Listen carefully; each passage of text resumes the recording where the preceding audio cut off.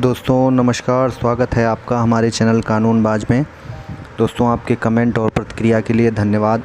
आज हम cheque bounce के एक महत्वपूर्ण विषय पर चर्चा करेंगे जो शायद इससे पहले किसी भी चैनल पर उपलब्ध नहीं है और बहुत ही महत्वपूर्ण विषय है जिससे कई लोग इस समस्या से ग्रसित हैं और उनके पैसे फंसे हुए हैं। तो आज उस विषय पे विस्तृत चर्चा करेंगे कि क्या इस तरीके से फंसा हुआ पैसा मिल सकता है या कौन उत्तरदायी होगा। जिसका विषय ये है कि अगर जिसने आपको चेक दिया है, चेक दाता की अगर मृत्यु हो जाती है तो आप कैसे अपना पैसा सुरक्षित कर सकते हैं और कैसे अपना पैसा प्राप्त कर सकते हैं। तो इस विषय में आज आपसे जानकारी साझा करूँगा।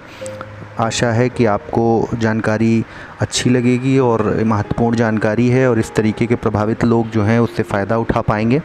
अगर मेरी वीडियो आपको अच्छी लग रही है और कुछ आपका लाभ हो रहा है तो उसे शेयर जरूर करें और चैनल को सब्सक्राइब करें, सपोर्ट करें, कमेंट करें, मुझे बताएं, जिससे मुझे भी हौसला मिले कि मैंने कुछ आप लोगों के लिए किया है और कुछ फ़ायदेमंद वीडियो मैं बना सकता हूँ। दोस्तों, यदि आपने किसी व्यक्ति से चेक प्राप्त किया है और उस व्यक्ति की मृत्यु हो जाती है तो आप उस व्यक्ति के उत्तराधिकारियों के खिलाफ़ एनआई एक्ट 138 के तहत वाद दायर नहीं कर सकते, क्योंकि 138 के तहत वाद उसी व्यक्ति के खिलाफ़ बनता है जिसने चेक जारी किया है। लेकिन यहाँ पे चेक बाउंस का मैटर ख़त्म नहीं होता है।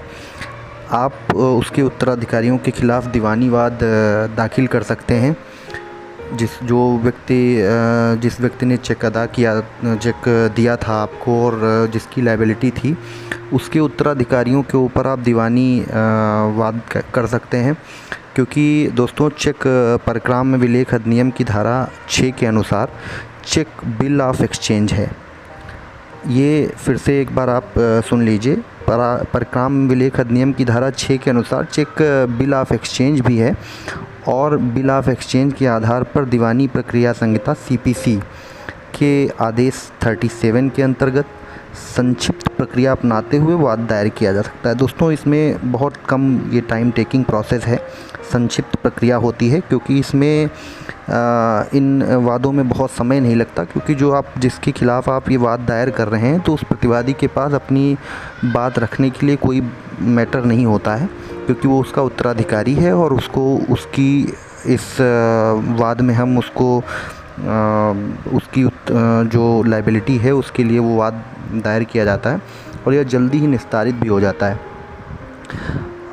क्योंकि इसमें प्रतिवादी कोई भी चीज़ें प्रस्तुत नहीं कर सकता, क्योंकि जिसने चेक जारी किया था उसका वो उत्तराधिकारी है, इसलिए उसको इस तरीके के वाद में प्रतिवादी बनाया जा सकता है। बस इस तरह के दावों में आपको कोर्ट फीस दावे के साथ ही न्यायालय में स्टाम्प के रूप में देनी पड़ती है।